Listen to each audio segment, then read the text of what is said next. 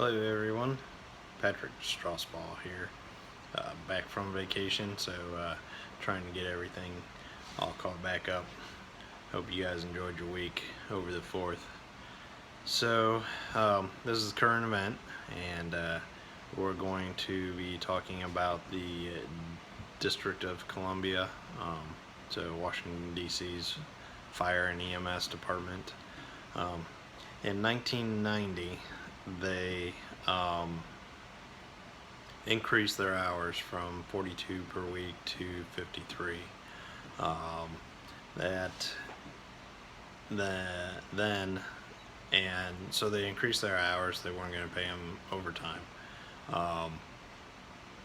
The union fought, and they set up a what are the appeals for the county, so when they set this up, they appointed a special board, the Financial Responsibility and Management Assistance Authority, and basically the union, from every step of the way, was prevalent in challenging that they should be paying the overtime from the 42 hours. So essentially then it was a 14-year dispute. It was finally settled then in 2015, and that amount of back pay was in the roughly $45 to $47 million range that the district was going to have to pay back to all these firefighters.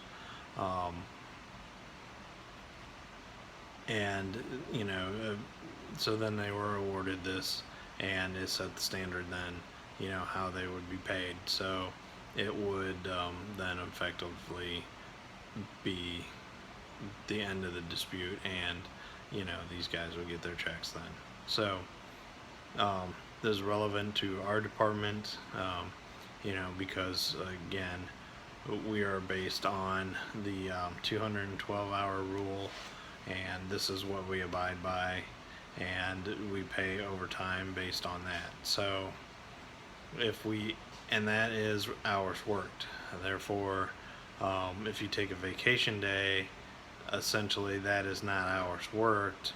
So if you worked 236 hours, you would not get paid any, and took a vacation time during that 28-day cycle, you would not get any overtime, because that 24 hours is hours worked, and therefore it'd still be the 212.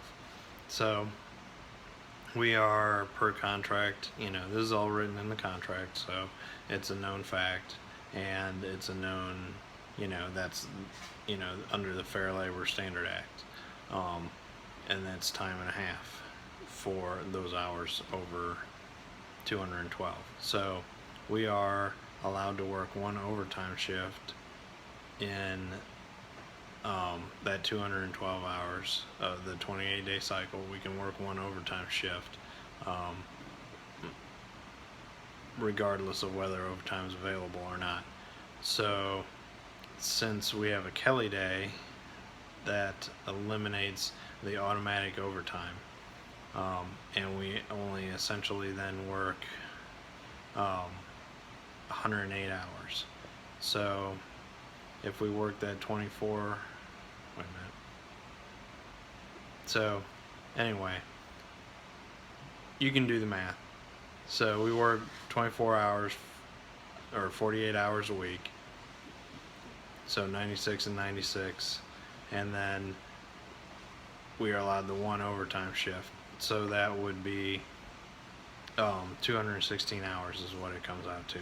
Therefore, we have 4 hours of automatic overtime that we can pick up per 28-day cycle, and then that is all paid on that second 24-hour day, or 28-day cycle check.